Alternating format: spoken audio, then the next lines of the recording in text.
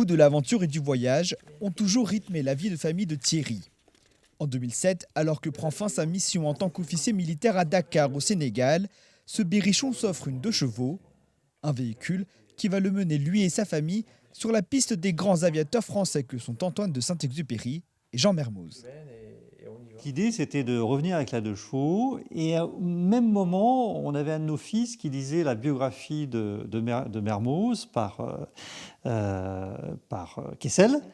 Et du coup, bien, on s'est dit, on va construire ce voyage retour sur les étapes de l'Aéropostale, en les faisant les unes après les autres. Un parcours mémorable de Dakar à Toulouse, en passant par Saint-Louis, Agadir, Tanger et Barcelone. Parents et enfants se font alors la promesse de réitérer l'expérience en suivant cette fois-ci la ligne aéropostale sud-américaine de la Guyane au Chili. 15 ans après, le jour du départ approche. J'espère retrouver ce sentiment de liberté qu'on a sur la route quand on est dans une 2 chevaux.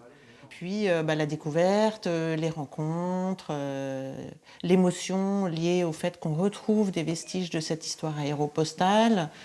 Donc tout ça, c'est super. Pour préparer au mieux son périple, le couple se fait conseiller par cet ami, ancien pilote du Dakar.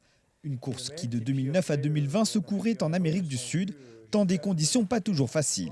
Mais le conseil, c'est de faire kilomètre après kilomètre et bien caresser la mécanique, le volant, la boîte de vitesse et prendre son temps. Justement, pour la mécanique, direction le garage. Et si le véhicule ne semble pas encore équipé d'un moteur, Thierry se montre plutôt confiant. Faire une petite pause dans un bar pour boire un café, et puis voilà. Au contraire, ça me rassure, parce que je sais que chaque chose est vue comme elle doit être. On va la remonter avec logique. Et Samuel nous accompagne en toute confiance. Elle sera prête le jour J ? Elle sera prête pour le jour J. Choupette sera prête. Le départ est fixé au 2 janvier 2025 pour une durée de 3 à 4 mois.